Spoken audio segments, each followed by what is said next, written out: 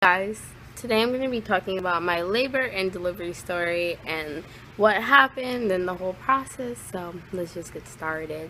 Okay, fun fact, Liam was actually born on his due date. The date that they said that he was going to be born, Liam was born on that date, which is pretty cool. So that's just something so cool to know about Liam. Okay, so the day before I went into the hospital, I was cleaning. I kept cleaning everything. I was cleaning, bleaching down everything, like I had to clean. I felt everyone's like, don't clean, relax. And I couldn't relax. I felt like I had to clean. I went to bed, and then when I got up and I was cleaning again, I was cleaning for practically the whole day. And I guess that was the nesting process. So around 9 o'clock at night, I was like, Andres, I have to go to the hospital. And if you guys don't know Andres, you guys will meet him later on in my videos. But Andres is Liam's dad. So I was like, Andres, I have to go to the hospital. So he was like, you sure? And I was like, yeah, I gotta go. So Andreas got in the car. I already had my bags packed, and he's like, well, you already had your bags packed? I was like, yeah. So I just put him in the car. He didn't have anything packed, so I had to wait for him to pack. And then I was like, oh, we're probably not even going to be there long. And little did I know, we were getting ready to give birth. And so he packed up his stuff, put it in the car. He didn't really pack up a lot because I felt like I really needed to go. Like, I felt something, but I didn't know what it was. I didn't know if it was contraction or anything. And my parents were in Georgia along with the rest of my family for a little vacation. So it was just us and my older sister, who she didn't come with me to the hospital right away. So he packs up a little of his stuff and he puts it in the car. We get in the car and I asked him, please stop at McDonald's, because I know if I was giving birth that I was not gonna have time to like eat anything, because as soon as you're in the hospital, they were like, nope, you can't eat anything. So I stopped at McDonald's and I just got me something really light to eat just to settle in my stomach. So when I went, I checked in and I told them, oh, I think I'm gonna have a baby. They took forever to get me upstairs. I felt like I was in the waiting room a little bit long, but I was okay. I wasn't like contracting. Well, I thought I wasn't, because I didn't really feel much pain. The way people like explain it, you're like feeling a lot of pain. I wasn't feeling a lot of pain. So I finally get upstairs and they checked me and I was 4 centimeters dilated.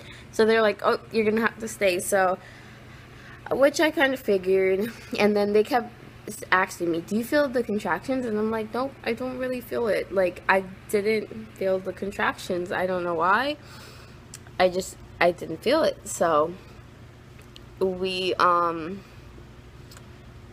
okay, so yeah, we called up my family and let them know that I was having the baby. I called up my sister and she was like, okay, when you go and you're like in labor, call me and I will come. So I was there from 9 and my labor was only 4 hours. I gave birth after 4 hours. I wanted to do it naturally, but they wouldn't cut my water. So I was like, because I felt like the baby had to come out. So I was like, you know what, give me the epidural and just cut my water. So the doctor comes, cuts my water, and then I was waiting on the epidural, and they said the person that gives the epidural was in the surgery. So I waited and waited, and the other person that usually does, there's 2 people that at this particular hospital that I gave birth at, only 2 people did the epidural. One was at home and one was in surgery. So they called the other one from home, but they didn't make it in time. By I think 4 o'clock, I was ready to give birth. So I did not take the epidural. I had Liam naturally, no C-section or anything like that.